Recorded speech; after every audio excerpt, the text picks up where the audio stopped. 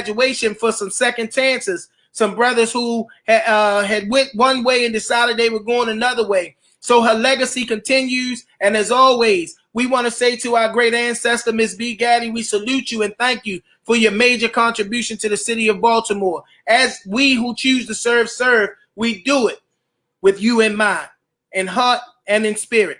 Now, for the moment that you've all been waiting for, here live again on the Chop Shop. We come to you live every Tuesday and Thursday, and today I have a very special guest. I reached out to her and wanted her to come on. She is a mayor forever, but she's the former mayor of Baltimore City, and one of the more productive mayors if you go and you look up the statistics. But there's so much more to who she is. She is a great woman, somebody that has done great work, and her legacy still stands in Baltimore for the work that she's done. I want to bring on the screen right now our very special guest, our first one-on-one conversation with Madam Mayor, Miss Sheila Dixon. Thank you and welcome to the Chop Shop.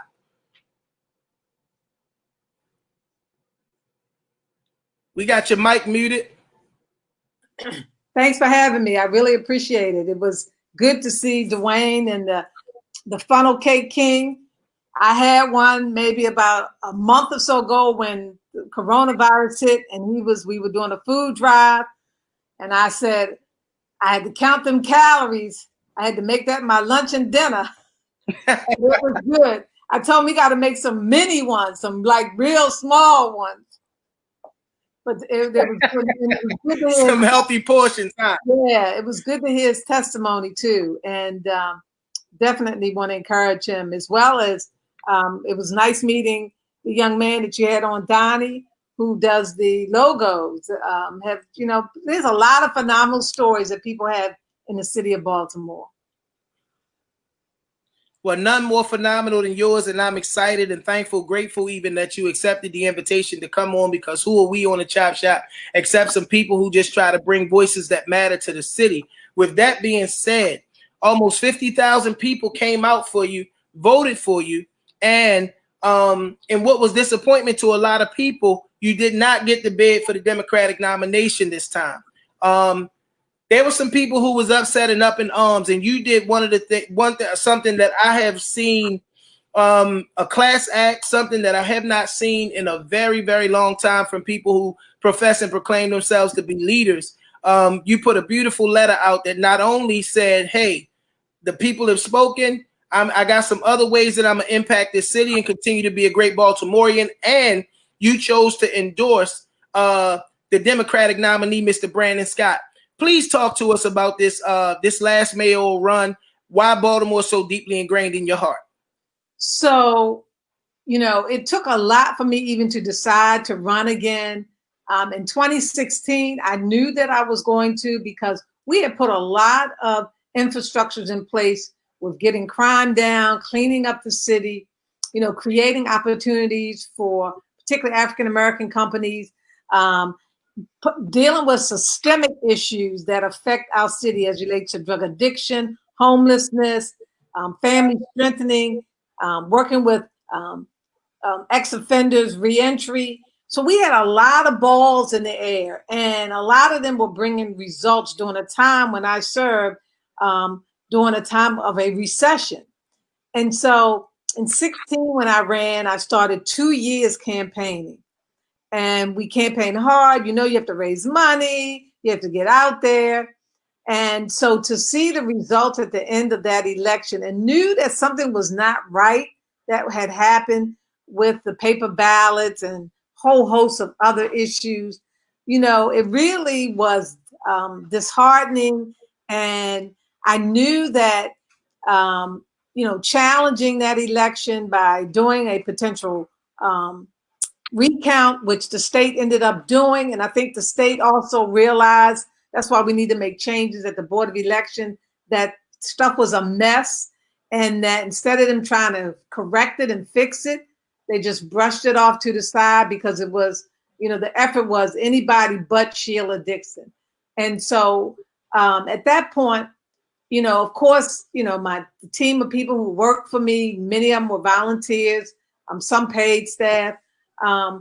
People were hurt. That's why I knew I wasn't going to win the write-in, but well, I didn't not necessarily knew. I made the decision after the time frame where my name would have been listed as a write-in to run as a write-in candidate. But you know, you had me as a write-in candidate as a Democrat, and then you had the whole Democratic ticket at that time in the election going on, an election that at the federal level we actually lost out because that's how Trump got elected. But young people were discouraged because Saunders did not win the Democratic nominee, and but doing the write-in was trying to send a message because it was trying to send a message to the Board of Elections and to individuals in the city to say that I was not going to go away and that things, the way that it was handled was wrong. So moving, you know, fast forward, doing the work that I've been doing for the last 8-9 years, working with African American, mostly minority companies, some women-owned companies, helping them to cultivate their business. Working with a couple developers who were from out of town who wanted to do things in Baltimore.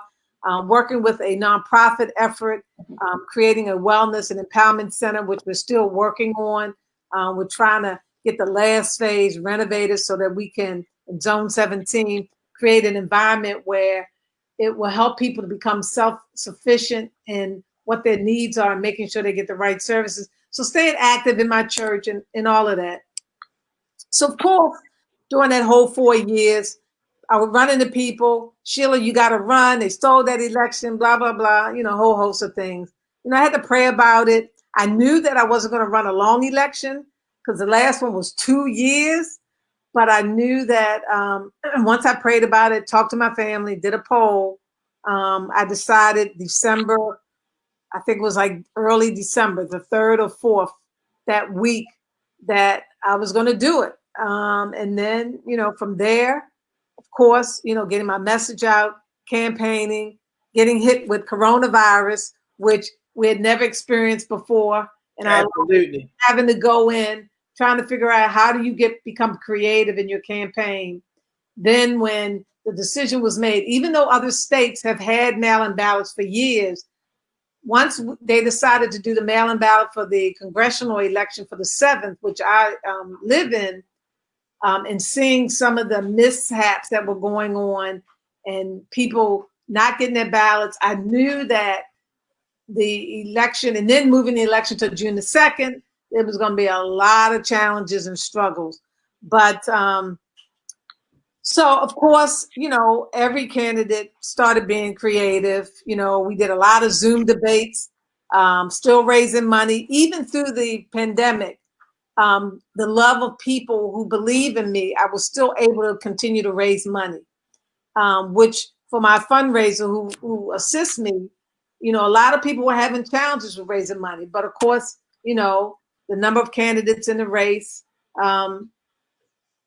I think what happened was that even though the race was close and at one point I was winning, there were certain areas and certain demographics and certain age individuals who normally would not have been home, you know, would have been away at college that might have like, maybe I'll send in my absentee ballot.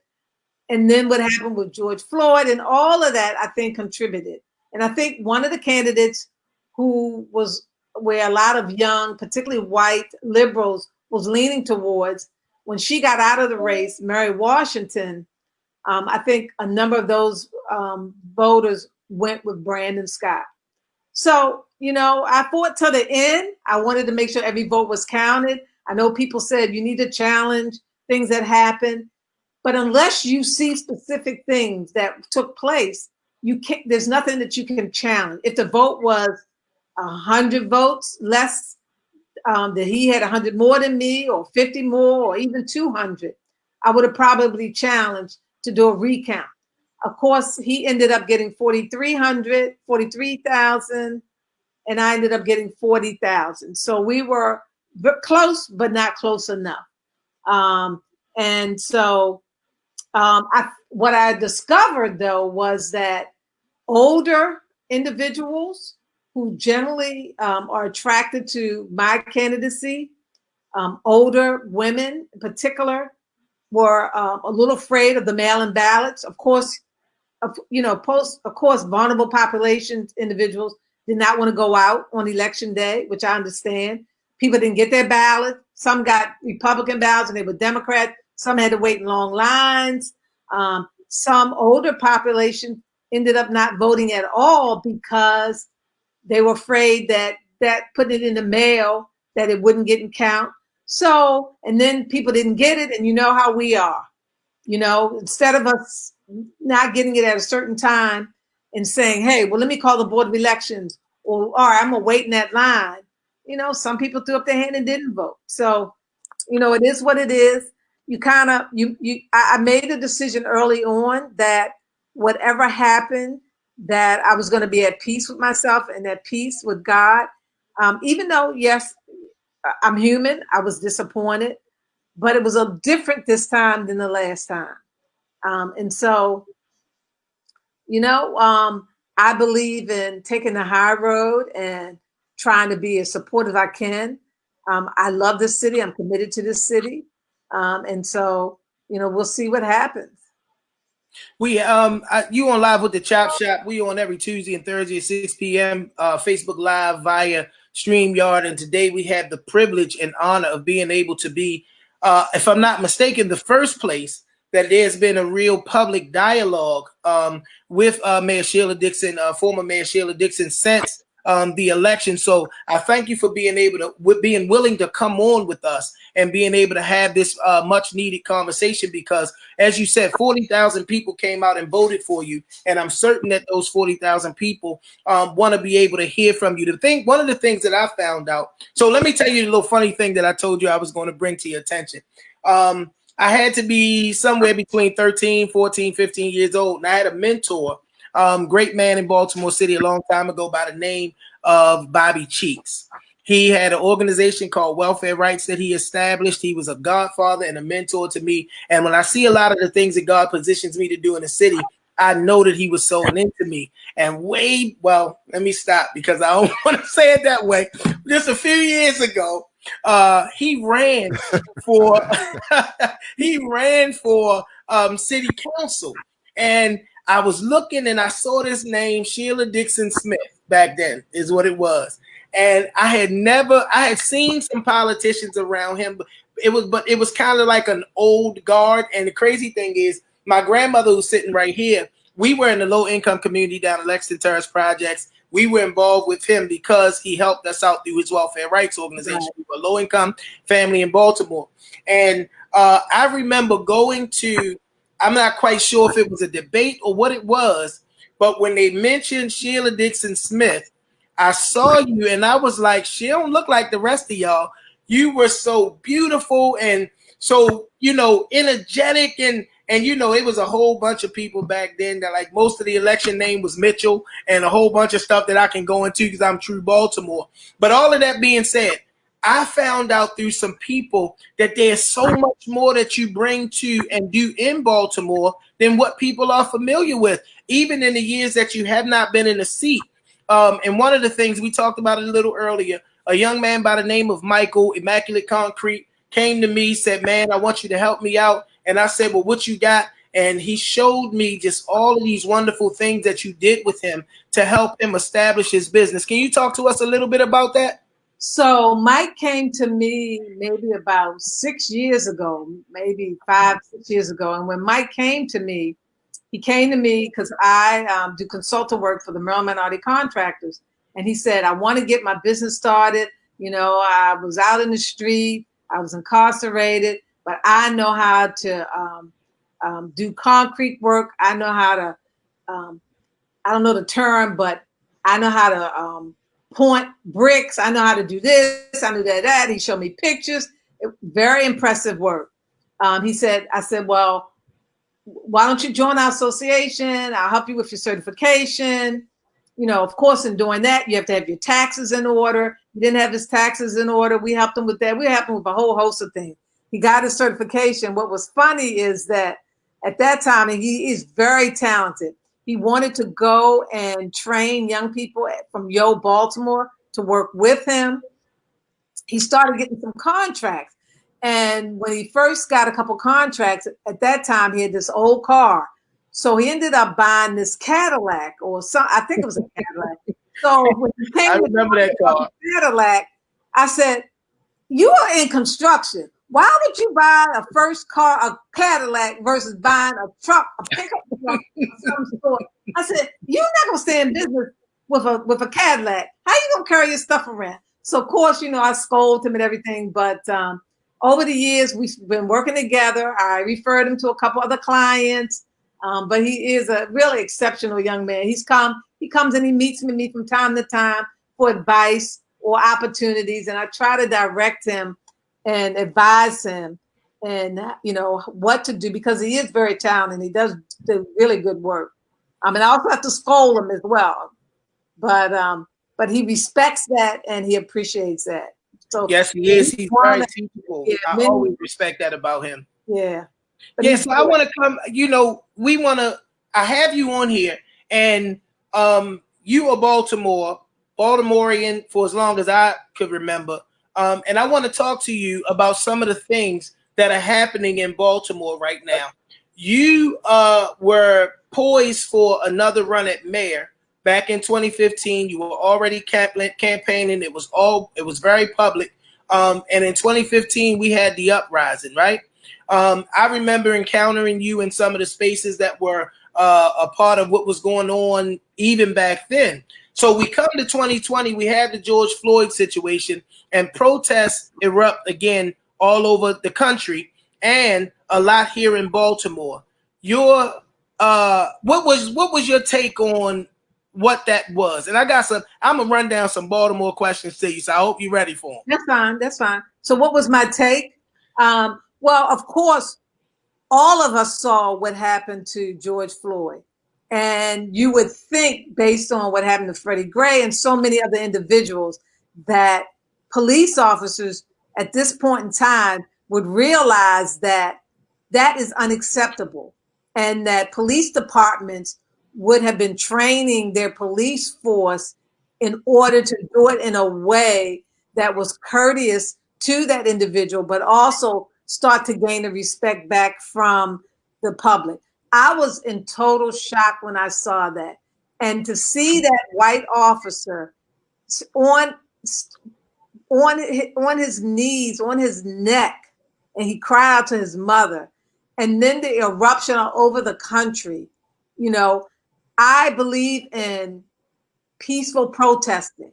What I don't like is when people then become destructive in their communities, because what happens is we end up losing out on things that are going on. Like in Minnesota, we lost a Target in Baltimore that I worked hard to bring here, and we lost it because of theft between employees, et cetera, even though the story never got out.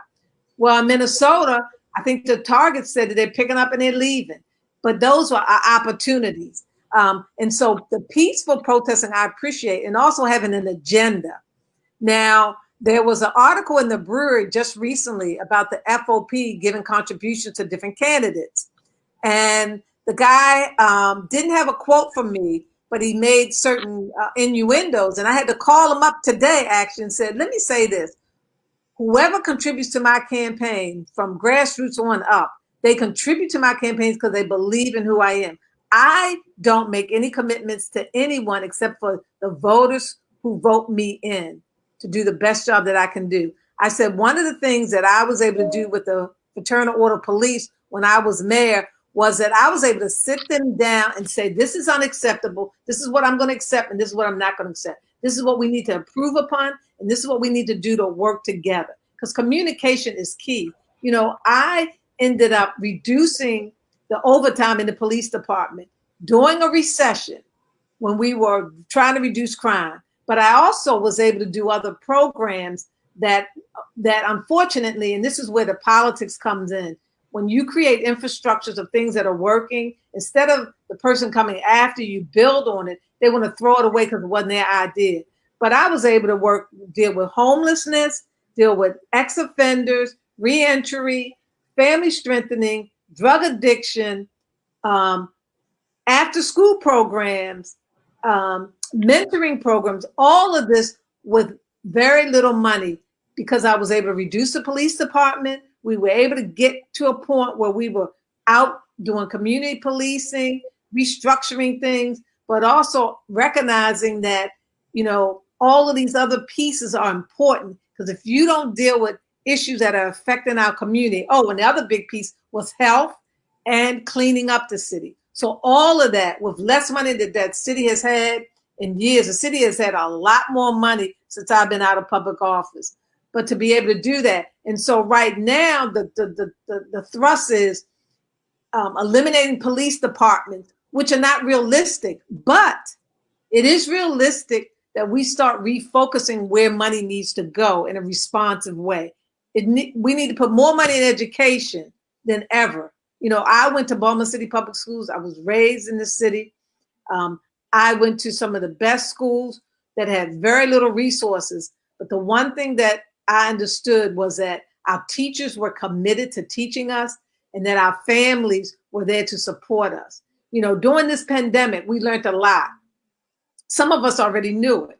We already knew about the disparities of health as relates to the African-American community. We already knew about the disparities and was trying to do some things to change that, particularly with challenging our big institutions in Baltimore City. Because if you think about it, if you live over by Hopkins or University of Maryland or Mercy or MedStar, as it's called now, those communities should be the healthiest communities in the city, because they should be doing outreach on efforts. But then we also have a responsibility as well to look at illnesses in our families and try to do some preventive measures. So a lot of times we want to put it on others as relates to our health. You know, it's just like now, bicycle shops, bikes are sold out. People are out because of the pandemic who hadn't been out walking, using the parks. All of that contributes to eating differently, you know, as a result of now being on a budget. So all those were factors. So, you know, I'm saying all this to say that we need to have a plan of action that's realistic and that we can work cohesively to see real results moving forward. You know, it's like now everybody is in tune to supporting Juneteenth and Black entrepreneurs and Blacks. Well, these businesses have been around. We should have put efforts. We got to keep the pressure and effort on each of us to be a part of that effort moving forward. That's awesome, and you went so far, but I want to roll us back just a little bit, because that is the hot button topic, and I have another show coming up on Thursday to do another whole conversation around the defunding police piece, but not so much the defunding police piece or the taking down, but the reprioritizing of funds. You mentioned education, but I would like to literally hear from you, or to really hear from you a little bit more in depth about reprioritizing our resources when we have $500 million and whatever percentage, because I couldn't imagine that it's a whole lot, but whatever percentage of our resources it is that goes into policing, and yet policing is a reactive measure, where normally we have police coming out to clean up the crime scene, 30% clearance rate, and we're going to talk about the murders a little further because you have a very strong distinction. I'm going to get to that, but I want to do reprioritizing resources in the city of Baltimore with a $500 million budget to the police department. Can you talk to us about that? So to reprioritize, you got to do a whole host of things. You have to, first of all, what people don't realize is they see a budget, they see X amount of dollars coming to the city, but what they don't realize is that for every person that leaves the city of Baltimore and moves to another county, Baltimore County, while they're up to 900,000 people now, or Howard County, or wherever, Anne Arundel County, we lose not only if they're working, we lose the piggyback tax, because a fraction of your piggyback tax that comes from the state goes to the county where you live. You also lose property tax, so you lose a lot of money.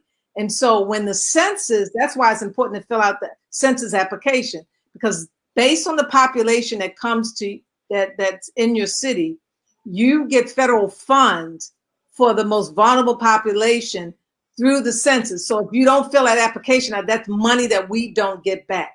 So first of all, you got to look at the budget as a whole.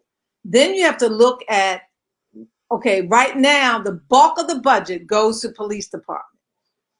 We put in about 12 to 17% to meet the requirement from the state, since the state also funds the schools. So we meet our maintenance of effort.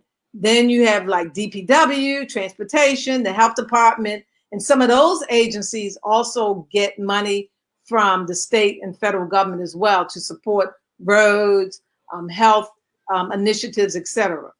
So what you have to do is you have to look at your budget and you have to say within this budget, how are we going to be able to reduce crime? How are we going to be proactive in getting out in our community to prevent crime that's going on? How do we work on some of those systemic pieces that's a part of that, you know, with the number of illegal guns that are raking our streets, the number of incidents that are going on, the number of mental health issues. So how do you reprioritize that? And so what you have to do is you have to make some real hard decisions, and you have to ask yourself, what am I willing to sacrifice in order to continue to reduce crime, but begin to work on these other areas and do it in a way that's going to be responsive, but not be neglected? Because keep in mind, you have some communities where crime is not necessarily a factor, who are paying a lot of high taxes. And so they're going to want to see quality services. So you have to go through your agencies. You have to audit those departments. You have to look at where there's waste, where there's potential duplication. We also have to look at what we can do differently and how we can go after additional resources like I did under the Obama administration. We had the stimulus money. I believe that some form of COVID stimulus is going to have to be created for us to get out of this, because the state is getting ready to make a lot of cuts. And that means that they're going to be cutting from us, along with monies that we haven't been able to generate. And so you got to do it in a way where you don't deplete things, but you do it in a way that you set certain goals, and you have to start measuring those goals, and you have to start tracking those goals, and you have to start using your data systems in order to determine what it's going to take. You have to look at your agencies and look at, do I need X amount of people within this department to do this particular job? Or could I look at using this person to do multiple things in order to still continue to do the services that you have? So there's going to be some major decisions that this upcoming administration is going to have to make, not only as we go through this general election, but in this fiscal year, just like the money that was cut from the budget. 22 million, I believe it was cut. Now, unless the mayor, which I don't think he's going to do, reallocates that money, then that's money that's going to not be utilized at all, based on what the city council and the president of the city council wanted to see happen. But what we don't need to do is do things only because people are yelling, reduce the police budget, and you select certain areas, versus saying, okay, let's look at the overtime, which is a big ticket item. All right. And let's not eliminate the Marine unit, but let's look at how we can cut the overtime in the police department so that we can then use that money and put it in the schools, you know, by tracking it and monitoring when overtime is being used. So there are a whole host of things that goes on through this process. The reason that I find these conversations so enlightening for somebody like me, because, you know, it's easy to jump onto the headline. In a lot of cases, we do that, and we know the headline is defund police. But to have you, someone that's actually run a major municipality, be able to come on and give this level of detail, and some of the other people that we've had on, because this has been an ongoing conversation. I want the Chop Shop audience to really be able to hear with some degree of detail what literally goes into a reallocation of funds, as it pertains to defunding the police department. On Thursday, and when I came, well, my story, everybody knows my story. I was locked up. I made some poor choices when I finally got out of that way of life. I was doing some things, but it was on a much smaller scale to help, and I wasn't quite in and connected to grassroots movements. When you were elected mayor, I was still kind of getting my feet up under me. I was doing a little bit here and there, but I wasn't really involved. I had 4 programs on with us. Cameron Miles, who I call the father of mentoring in Baltimore, and his mentoring male teens in the hood for my kids, was on with us. And Tagana Duncan, the Stand Baltimore Stan Baltimore was on Stan Mentorship, I'm sorry, was on with us on Thursday. And we had a conversation. And one of the things that I asked them, because they are proven programs that help people on the front end. They help people like me. Some they help to completely avoid the trouble. Some they help to get out of harm's way. And I'm clear I'm alive because of programs like that. We talked about the disparity in funding priorities when you have a police department that's funded $500 million and you have programs like them that literally struggle and in most cases don't get any money. What, as someone that literally ran Baltimore for years, how do you feel about that imbalance where we literally have people who do great work in the city, is proven work and very well known, like a Cameron Miles, can't get any funding, and then you see on the balance of it in a $500 million police budget? So one of the things that I will give credit to President at that time, Bernard Jack Young, when he created the Youth Fund. Yes. That fund, when it was created, well, the voters voted for it to happen. It was a dedicated fund. I never believed totally in dedicated funds because when there's a year when you don't have money in one other area, you're going to have to make some sacrifices. But it is a dedicated fund. The voters voted on it. And so when you talk about that is a good route to help to fund some of these grassroots organizations. The one thing I said during the entire campaign, and some people liked it and some people didn't. One of the things that Baltimore has is we have every kind of program you can name. Yes. And what the first thing that I was going to do was bring every nonprofit program that we have, if it's from the city's end, if it's from the nonprofit end, or religious or faith-based institution, is bring them to the table and do an assessment of what we have, an inventory of all of our programs, the programs that exist. And then once we do an assessment, we then look at what is working and what's not. Because there's a whole lot of programs out there that are not really working. But just to say you have a program, like Cameron's program, if you know this is an effective program, getting the kind of results that we need, then we work with them in that youth fund and other funds, channeling. One of the things that we use, we didn't have the youth fund, but we had, it was a youth budget. And most of that money went to children, youth, and families. And people had to apply for that money. That's why after community schools got started through that effort and initiative, as well as mentoring program. Also to bring the foundations to the table. You know, we have a lot of great foundations in the city. Yes. Through real estate, like the Weinberg and other organizations, Friends Merrick, and a whole host of them. They need to come to the table as well to say, look at Baltimore City. We know what we need. We know what we need to see happen. But a lot of these grassroots organizations don't have access to your organization. So it's just like what I do with my companies and clients that I work with through MMCA. I go to the city, the different counties, and I sit down with them and I say, we need minority businesses to be able to get opportunities in Baltimore County, Howard County, Harford County.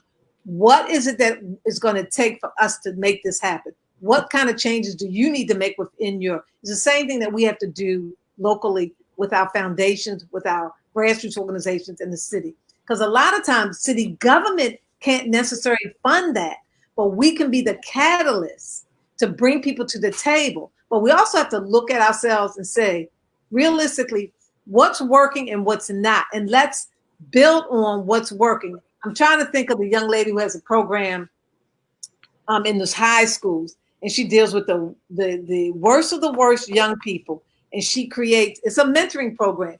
Not only do they track them through high school, but they now track them through college. And her program started small. Now her program gets millions and millions and millions of dollars because it was effective and it was working. And she got the ear of all these foundations who fund her program. Now she's creating a grandparents piece of it, arm of it, to mentor the parents and the children. So that's what we have to do. Bring them all to the table, sit them down, bring the foundations to the table as well to maximize. And then those programs, unfortunately, that just don't seem to be making the mark, that's needed, then let's figure out how we can incorporate them to work with a Cameron or another more successful program.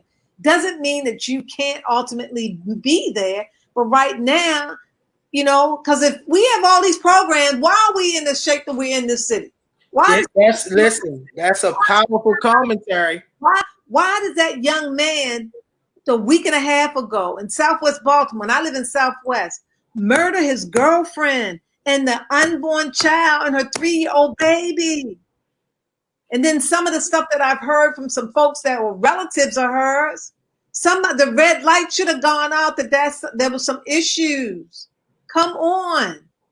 It's like, you know, we brought Safe Streets to Baltimore. Now we have like 15 sites. Let me tell you, 90% of those sites are not working. Why is Cherry Hill site working? They were the first site. Why is it whole year without a murder? Because they've been able to figure out what it was going to take to work with ex-offenders to be that catalyst in their communities. Don't just create a program and expand it and bring individuals who are part of that culture in there for them to continue to do the same work or just to collect a paycheck if we're not getting real results. You know, so for me, it's really about, we got to be honest and truthful and look at ourselves in the mirror and step up. That's a bold statement, and I like when bold statements are made because it triggers me to ask even bolder questions. So one of the things in Baltimore, one of the disparities in funding that people believe exists, and like I said, I don't go as far as back as your administration as a person that has been connected to grassroots work.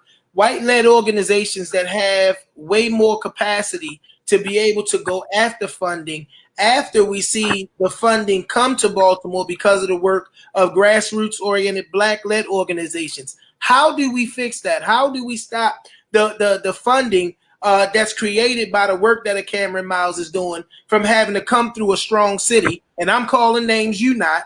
I can call the names because I ain't in love with none of them. I'm gonna call a couple names. How can we stop the money that Cameron Miles' program generates and becomes a budget issue and a budget item? Because we saw even that with the youth fund. And I'm grateful for Adam Jackson and some of them that stood strong and said, no, we are not going to see a white-led organization dominate the conversation around this $12 million youth fund. From the perspective of a mayor, how do we heal these disparities? Because it's causing the money to never get to who it's supposed to be for. No, you're right. The first 12 million, when it went out, unfortunately, I'm sorry. I have respect the Associated Black Charities, but I have to be real honest with you.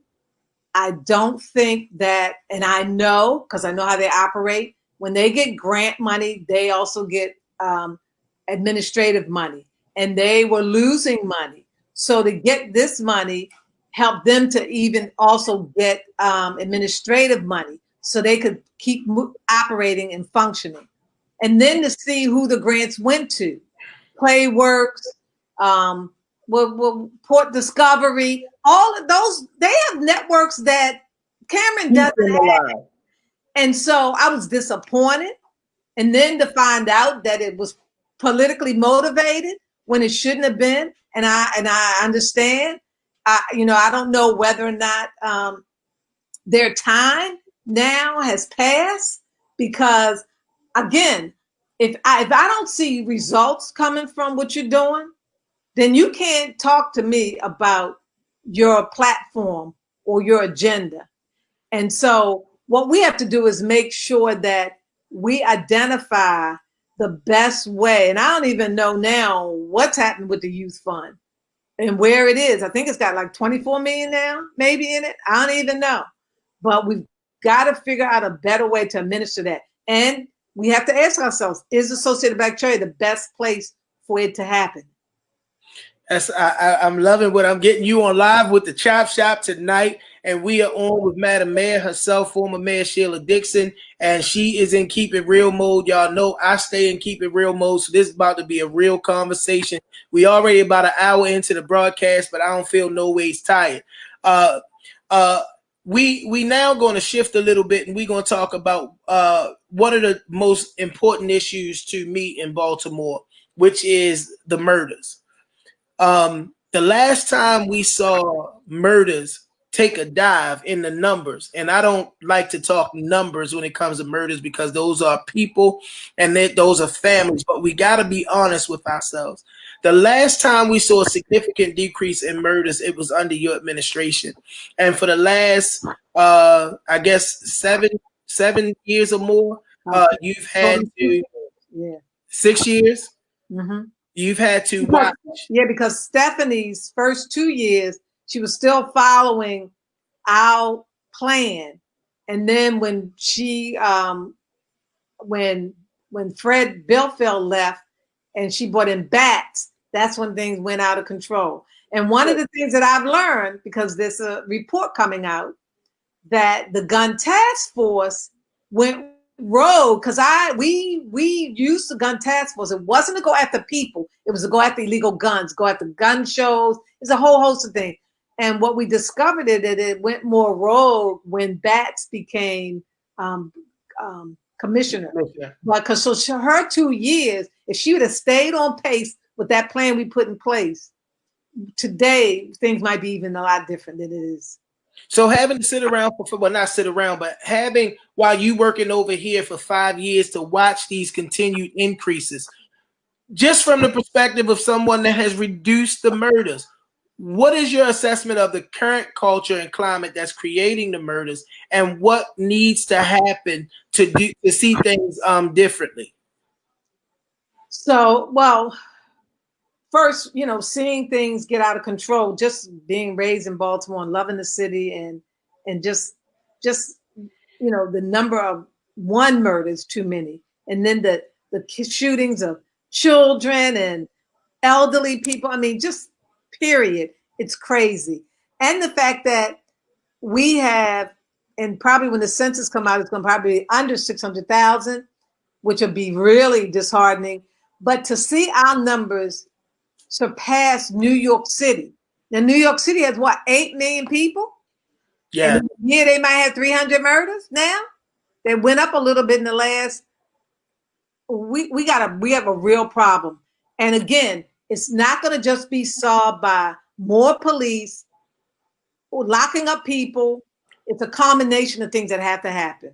And I go back to dealing with some systemic things that are happening in our families as relates to what's going on mentally, mental health services that are needed. And as I know, and others, that when we talk about mental health services in the African American community, it's it's taboo, and we've got to really come to grips with that. Praising God is one thing, but that's not going to necessarily get you out of whatever you might be going through. Mm-hmm. Trauma that our children experience today versus what I know that I experienced or your grandmother experienced, it was unheard of. And so we got to deal with systemic stuff. We got to deal with health things that are going on, from lead to unhealthy eating to some of the trauma that people experience in their everyday lives, the way we treat our children, to getting our police force to get back to more of a community. They're there to protect and serve, but they're there to do it in a courteous way, get out in the neighborhoods, in the communities, get to know the residents. 2, state's attorney's office doing its part, the courts, parole and probation, like all the public safety pieces have to come together. To get, if you're a violent offender, you got to pay for what you're doing, But if there are things that we can do to prevent things, that's why I go back to schools being that foundation where you have that social worker, that psychologist, that mental health service in there for the child as well as the family, That's why I believe in community schools, where schools are open all day, where in the evenings, parents can take classes. If it's going getting your GED, or if it's getting some kind of training or retraining, because that's what's going to end up happening after we get out of this COVID-19. We're going to have to do some real retraining. You know, we're going to have to work with having certain resources in the school, because that's always for me been the center point of the community. You know, we got to work with our religious institutions to be that potential haven, safe haven, where if somebody sees something or knows something that's going on, they could go to that pastor and make that connection there, where that pastor could then make the connection to that police. You know, we've got to work more cohesively with our college police departments, where they, now that there's a shortage, where they can work, and well as our school police and our sheriff's department can canvas those areas where they are assigned based on that community. MTA police, you know, we need the people to feel safe when they're getting on the buses or on the subway and the light rail. So their presence, just having that presence out on the block, in the neighborhood, talking. You know, it's like when my daughter went away to college in New York. At first, I was very fearful of her going away to college. When I went up there, took her up there, went to check out the school, everything. To see the presence of that police officer, I felt safer for her there than when she came home. When she came home on break, I would ask her, where are you going? Who are you going to be with? You know, I have a son that's here at Morgan, you know, a Black young man that I always have to constantly talk to and say, look, you got to watch what you're doing and how you're doing it. So, but, you know, to Troy Brown, who's, I think this is Troy Brown, who's Troy Brown is being a rock star tonight with her comments. I'm loving it. Mental health is key. Let me say this, because people think that that if something's going on with you, that you can pray it out. So when I left public office 11 years ago, or whatever the time frame is, when I left, I not only got hit with a 21-inch snowstorm, but also menopause. So you don't know nothing about that. And then being shamefully removed from, shamefully being asked to leave, because that's what it was. The judge said, okay, there was a misdemeanor. You either leave or we're taking your pension. You know, when in my book, I'm gonna go into real detail because I'm gonna throw a lot of people under the bus, but that's neither here nor there. So I can't wait for the book. I'm dealing with getting menopause, which I never experienced before, a 21-inch snowstorm, and then leaving public office, you know, hurting people, hurting my God, hurting myself. I was in a bad way, you know, so much so that my friend was like, you need to get some help, you know, and of course I was in denial and I'm gonna get through this. But if it wasn't by the grace of God and him showing me that I needed to go ahead and get some mental health, and that's what I did. I went to a homeopathic doctor, which I have always used, and I went into a psychiatrist that I had to sit down with so that I could come to grips with what was going on in my life to help me get through this so that I could, you know, continue to live, because I knew I had something to get back, as well as to be able to take care of my children and my family and deal with everything that was going on. So, hey, you know, it happens to the best of us, but it was the best thing that I could have done. Ms. Dixon, the level of transparency that we getting tonight, I'm gonna have to rethink my setup. My arm keeps hitting that planner back there. The level of transparency tonight is just blowing me away. I love it because that's who I am as a leader and as a pastor. I'm a person, first of all, that believes we got to pray, we got to believe God, but we also got to make sure if we need one, we go see our therapist. I needed one. I went and sought one, and I'm a better person for it. I also know what it's like to have to deal with public shame.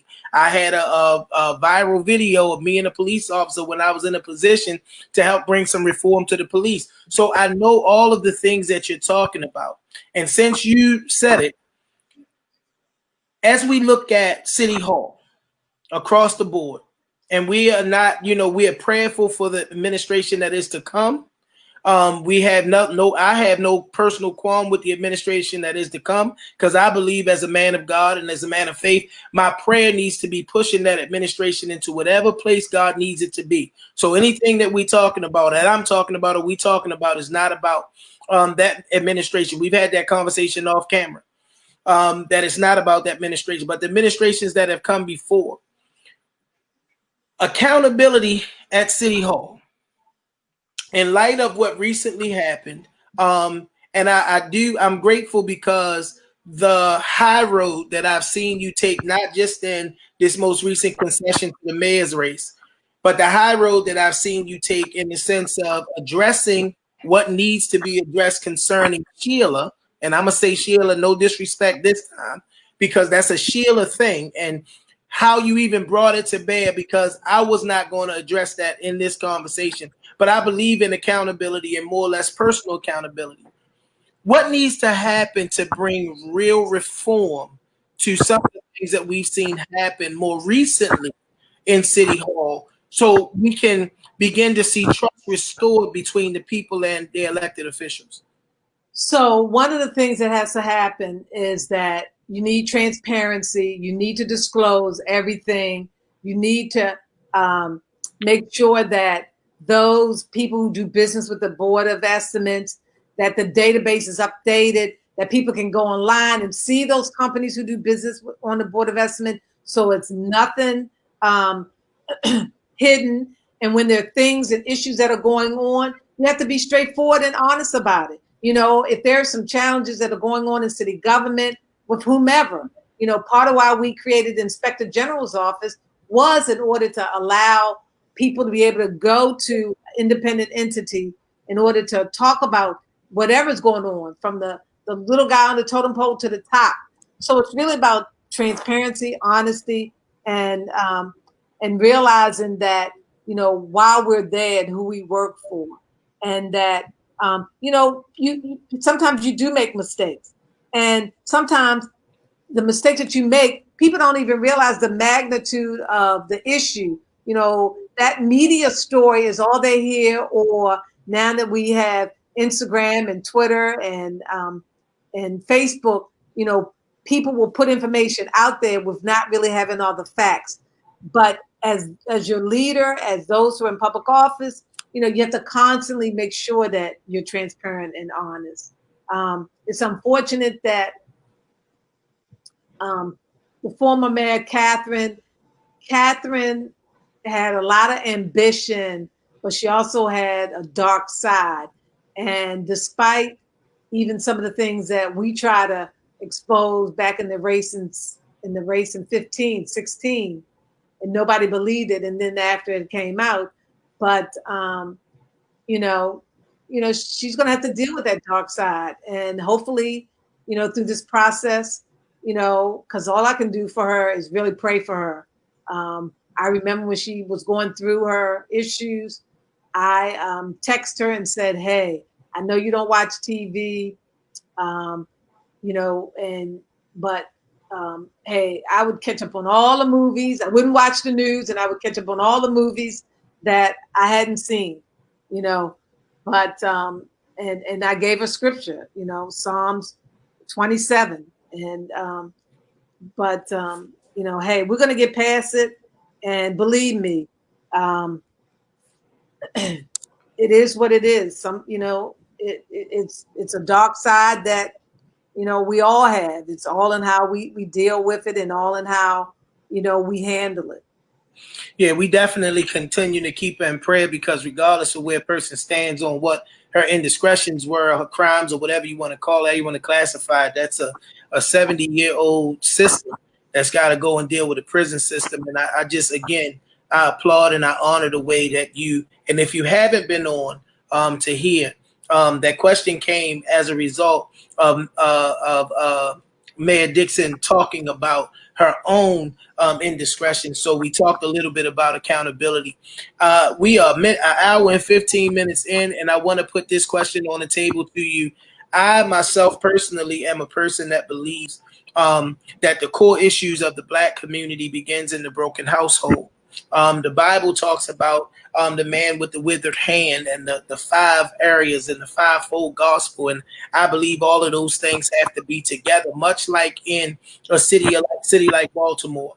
You have an education system, you have a business community, you have a faith community, you have the political community, and then you have community organizations. For me, those are the five pillars of any strong community. This is the place in that place. This is the place that I believe brokenness exists. As someone who has governed over a municipality like Baltimore, how do we repair the breaches? Just like the broken home contributes to things that we see in our young people, the brokenness in our five core areas. How do we heal that in 2020? The way that we heal these different areas that you just named is that you've got to call out what the challenges are in each respected area. If it's in a community where there's no community organization, or the community organization is made up of elderly people and young people are not engaged and involved, you got to get them engaged and involved so they can kind of take that baton and move forward. Everybody has a responsibility within that community that they live. You have to bring people to the table to talk about a comprehensive strategy and plan of action with timelines, realistic, that can be accomplished, and then go back and look at where you are, where you need to go, and where you need to head. You know, it's just like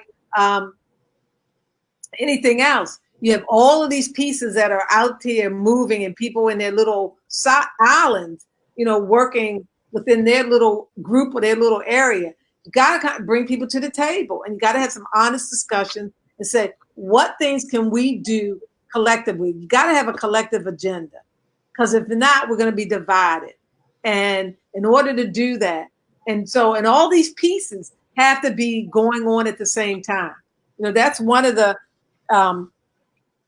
things that I always, it's not a joke, but I always say that women can juggle multiple things at one time and be effective at what we juggle, where men are more single focused on things. And guilty. And so, because we had to go to work, raise the kids, deal with X, Y, and Z, and church, and all of this at the same time, and, you know, clean the house, wash the clothes. I was talking to a reporter earlier today in reference to the NAACP leaving, and she was asking me, how did I juggle my profession and raise my children?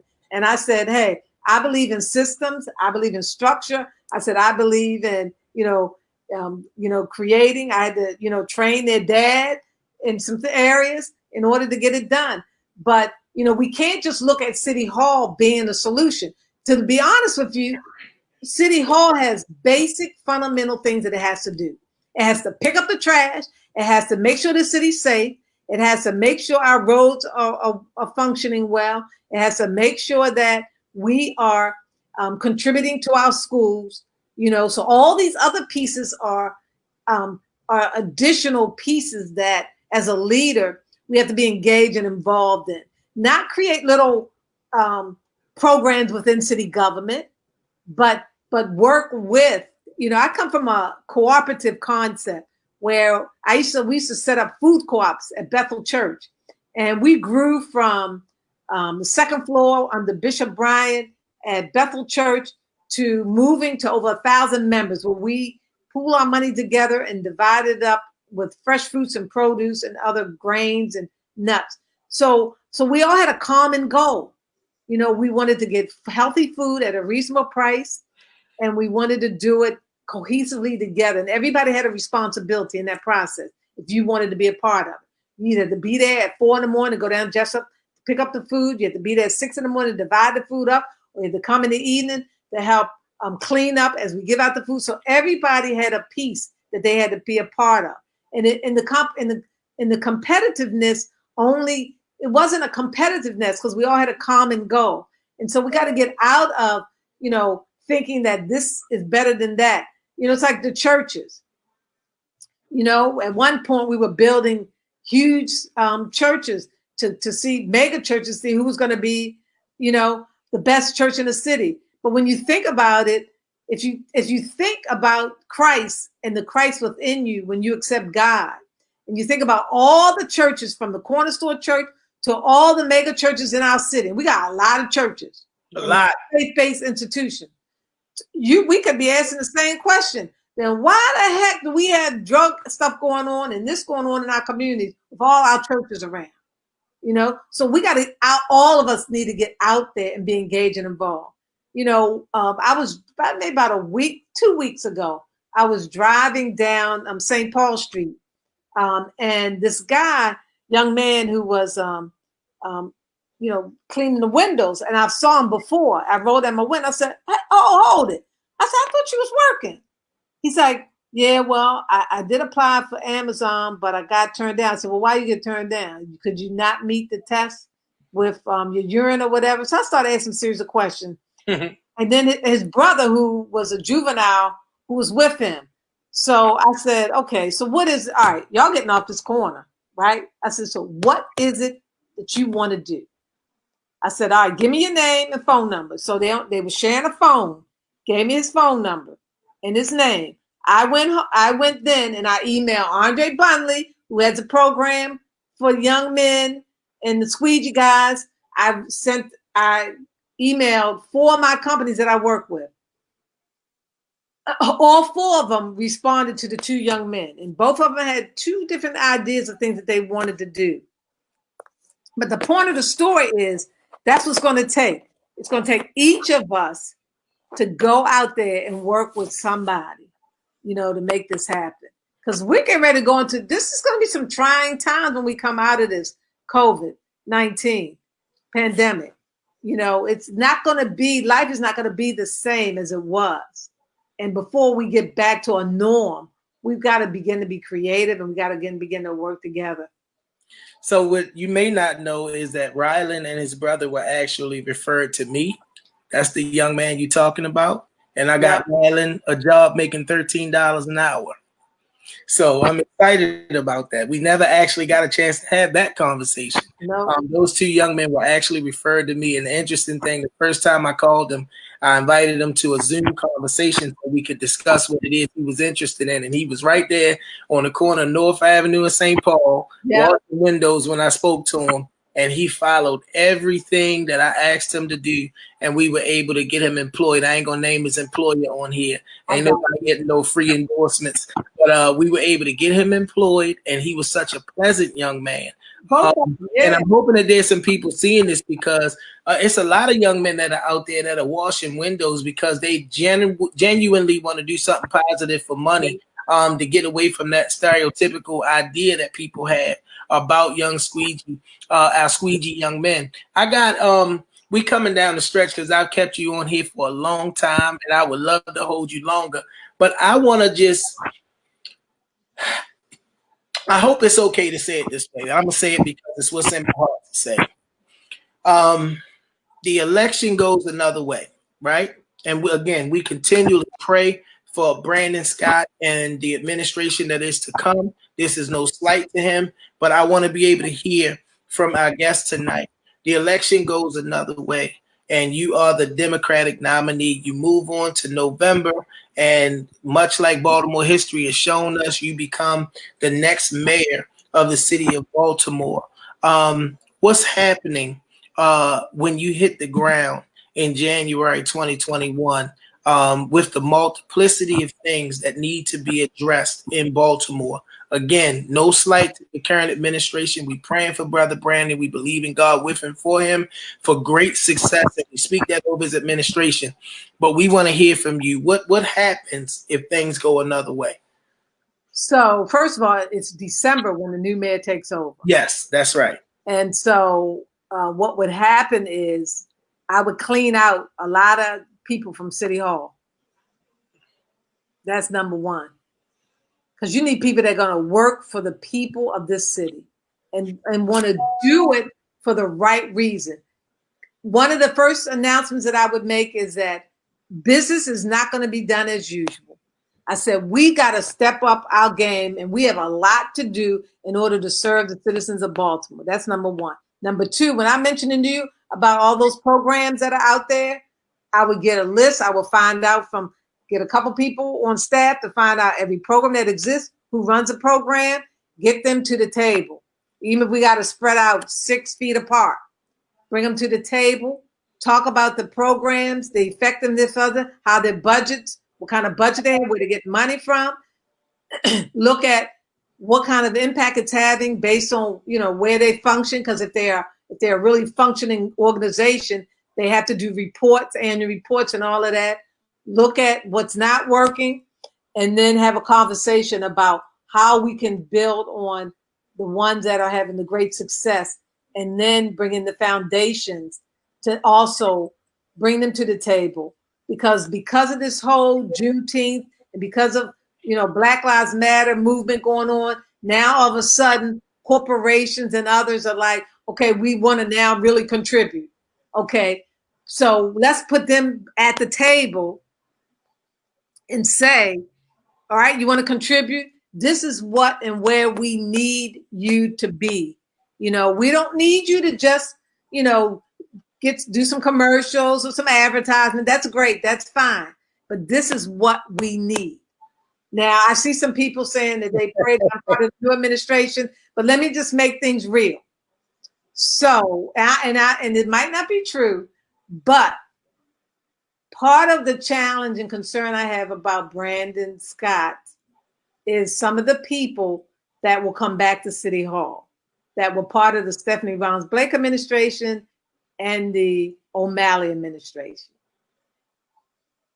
And if they are part of his administration, I'm not sure how things gonna go. I gotta be real honest with you. It's interesting. Yes, it is. See, people don't see who's behind the scenes when we're running. You know, that's why I never was associated or connected with any particular group. I always have been an independent person and never owed anybody anything, not even the people who contribute to my campaigns. Because if you give because you care and you want to see me successful and you want to see the city successful. So I've never been a part of any particular political group. You know, I've always kind of been an outsider, believe it or not. People might think that I was a part of a group, but I've never have been a part of any group.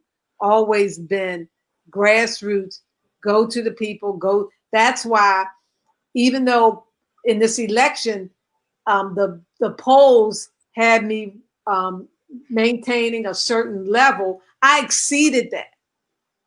And people saw that I exceeded that. You know, oh, she's only going to go to this cap. Because people thought the race was between me and Mary Miller, but I knew that the race was going to be between me and Brandon Scott. And he knew that too, based on the numbers. So, you know, hey, I'm like this. If Brandon reaches out to me to help in any way, in any capacity, you know, I would be willing to provide support, because I want the best for the city, you know, and I know that we can do better, because we can't be talking about the same issues 5 years from now. If we are, let me say this, I might leave here part-time and go down somewhere warm out of the winter months. But if we like this 4 or 5 years from now, I might pick up and leave. And I'm a Baltimorean, true to blue. Yes, me too. I might pick up and leave. I'm serious. Yes. People tell me all the time, Marvin, God has blessed you and you can live any way you want, but you stay right here in Baltimore City because I love it. Last thing, the audience, we've maintained somewhere around 25 to 35 people just on the live, which means that there are thousands of people. Normally when the numbers are like that, we click off and we see where we have anywhere from 1,500 to 1,900 or 2,000 views as the broadcast is going on. What are you saying to the people, right, of Baltimore who are looking right now, as this is a conversation, a candid conversation with former Mayor Sheila Dixon and our Moving Baltimore Forward series? 40,000 people voted for you. A bunch of people are listening to you right now. What do you have for them as they move forward? So what I would say is, first and foremost, you have to be true to who you are. And each of us have gifts from God, and each of us has a contribution that we can make. What you have to do is you can't be fearful of stepping out on faith and doing what you need to do to make a difference. No matter if it's to one person, that one person that you make a difference in, they could end up making a difference in 5 other people. And so we all have a responsibility. We're all in this together. And, one thing that I know that is so important is that the people of the city, that our foundation of so much greatness started here in Baltimore, and that we have to be reflected of that greatness, and we have to show it more now than ever, and not be fearful of it, but be truth, be honest, and be forthright in how we do it. So I'm just grateful that you invited me. I'm glad your grandmother joined us. And look, this is the most woke she stayed through a whole broadcast. Because we are way past her bedtime. I want to thank you for coming on, and we're not done yet because I'm gonna give you the opportunity to make any closing remarks or anything. Okay, well we good with that. But I do want to ask you. Hopefully, we'll extend an invitation again. I love your perspectives on Baltimore. This again has been a show where you have opened up so many things, and I always want the Chop Shop to be informative. You have opened up so many things in a way that people can really understand them. So I hope that you'll come on with us again in the near future, and we talk some more about Baltimore, some issues. I literally have been educated on the Defund Police thing in a whole nother way throughout the series, and tonight you gave me a whole nother way to look at it and a whole nother way to pray about it, considering all of the things that have to be considered before we can do that. My Chop Shop audience, we got a powerful show coming up for you on Thursday as we revisit the Defund Police conversation. I promised you that I would bring our panel back, and I hope Shock, our engineer, is with us, because we have a powerhouse group that is coming on. 3 of the young men that was on before, Delegate Gabriel Acevero is coming back. Ray Kelly, police advocate here in Baltimore, is coming back. And we have Mr. Davon Love coming back. But we have added to this discussion on this coming Thursday, the vice president of the Maryland FOP, Mr. Clyde Boatwright, who is a good friend of mine, who I promise you this is going to balance out the conversation. And all of them have lovingly said that this is going to be a fire conversation, and things may even get a little bit heated, but respectfully heated. But again, this is a hot button issue on how we prioritize funding and spending in Baltimore. I think we got our video up. I need y'all to check this out.